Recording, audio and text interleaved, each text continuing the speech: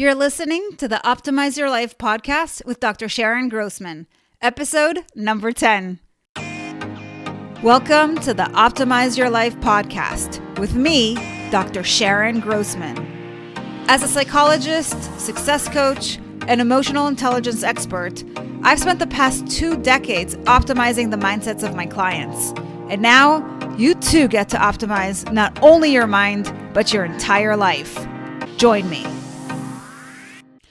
Hey there, and welcome back to the Optimize Your Life podcast. I am so excited to share this next topic with you. This is something that I've been talking about with my clients for years. And it's such an important component of optimization because it really has to do with relationships. It's about your relationship with yourself and your relationship with others. So what is it that I'm talking about? Well, it's compassion. And when I say that, again, we're talking about both self-compassion and compassion for others. Now, before we dive in, I want to first take a step back and help you understand what it is that I mean, because sometimes there is some confusion about this term. In particular, there is some confusion about the difference between compassion and empathy. So I want to first and foremost clear that up and then talk to you about how compassion can be helpful and some ways to make it more concrete so that you can start to apply it to your life and gain some of the benefits. So let's take a look. So we've all heard the term empathy, which is really about stepping into another person's shoes. In other words, you are able to really grasp that person's emotional state. Whatever distress they might be going through, you might even feel it as your own. That's having a sense of empathy. Compassion, on the other hand, is when you really understand what they're going through. You may not necessarily feel it, but you're then able to take some inspired action to help solve whatever problem they're going through. So the missing component in empathy is the action step. So with empathy, I might feel really badly for somebody who lost their job, or perhaps their parent just passed away, or something bad had happened to them. You know, maybe they're going through a divorce and I feel really bad for them. And I'm like, wow, I can imagine how really tough that must feel, how stressful that is. I really feel for you. On the other hand, compassion is sending them good intentions without necessarily having to feel all of the pain. It's like, wow, I can understand on a conceptual level, on a cognitive level, that this is a difficult time for this person. And what's something that I can do to help them out? It could be just, like I said, sending out good intentions. That could be my action. Or it could be even something more hands-on where I say, I know a really good mediation person that can help you with your divorce, and send them that referral. Or it could be, as a matter of fact, this morning I was talking to a colleague and her father just passed away. And I offered to do a session for her to quickly alleviate her suffering. And so I did an EMDR session with her right there on the spot. When we started, her distress level was at a 10 out of 10. And within 15 minutes, we got her down to a 0. So if you're not familiar with EMDR, that's a whole other tangent. It's not meant for this episode, but you can look it up. It's a form of therapy that's specifically used for distressing events from the past. But that was an act of compassion because I was helping her actually resolve her issue without me having to feel all of her distress. So that's really the difference. So now that you understand that, let's take a look at what compassion can do for you and when it becomes problematic and why. So compassion is something that really can help you become more connected to other people. So for example, with this colleague that I helped her out, I am sure that meant a lot to her because she was really struggling. You can imagine what it's like to be at a 10 out of 10 in terms of distress level. And when she walked away from that session, only 15 minutes later, she felt completely different. She didn't feel ashamed of herself anymore. She didn't blame herself for her father's death anymore. There was less physical tension in her body. She wasn't feeling all of this collapse or this tension. So it really did a number. And I have yet to see kind of what happens with her. But what I said to her was, now you have an opportunity to truly grieve the loss of your father without having to carry on this additional burden of the responsibility as if you had something to do with it. So this is what compassion can do. It is helping another person perhaps problem solve in whatever way you can so that they have an alleviation of their issue or of their suffering. Where compassion sometimes goes wrong, you might have heard of the term compassion fatigue.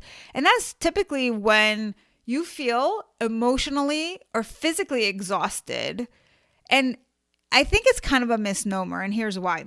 I think what happens is it's really empathy fatigue. It's when you're feeling so much other people's distress that you're taking that on, then you start to feel the burden of that, right? So it's kind of like this secondhand trauma, if you will.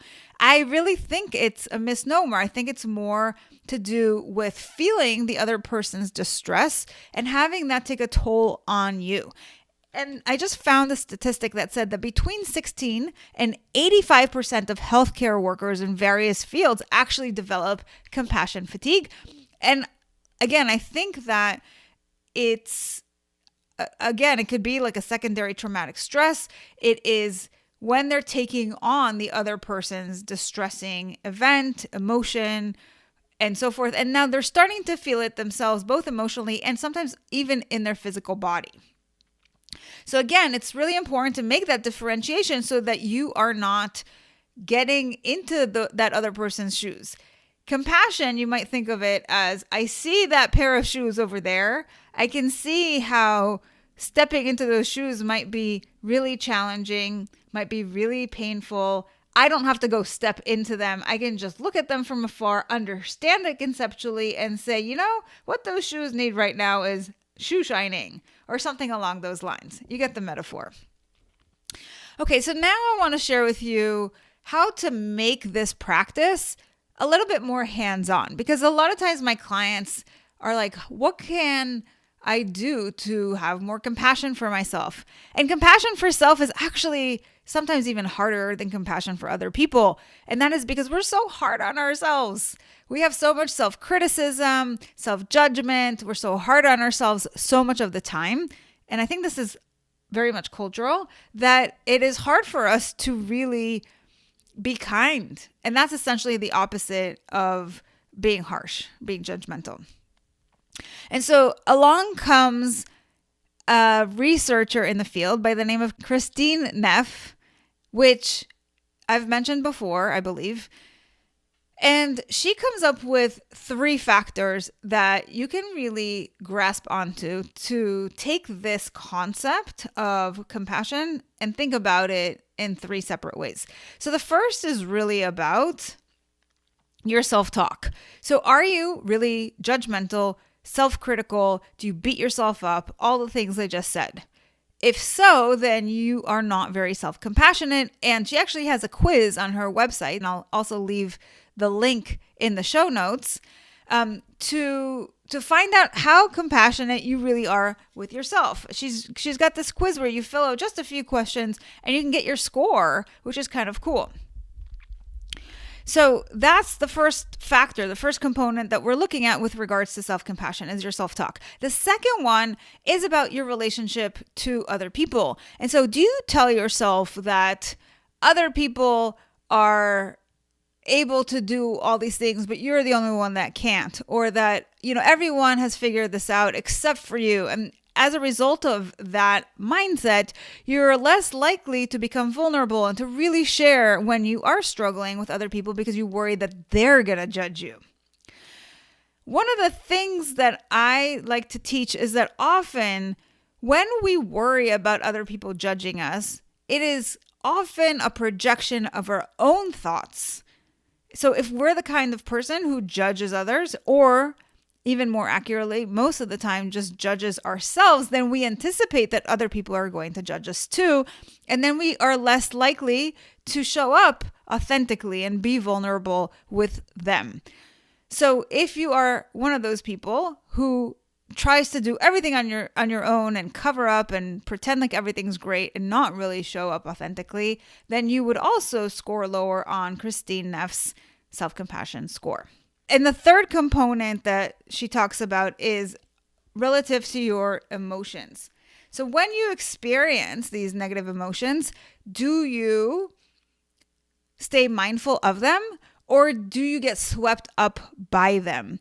And that's a really big distinction. One requires self-awareness so that you're like, yes, I'm noticing that this is happening, and self-management, and now I know what to do about it. These are all, by the way, emotional intelligence skills that you can absolutely learn and things that I teach all the time.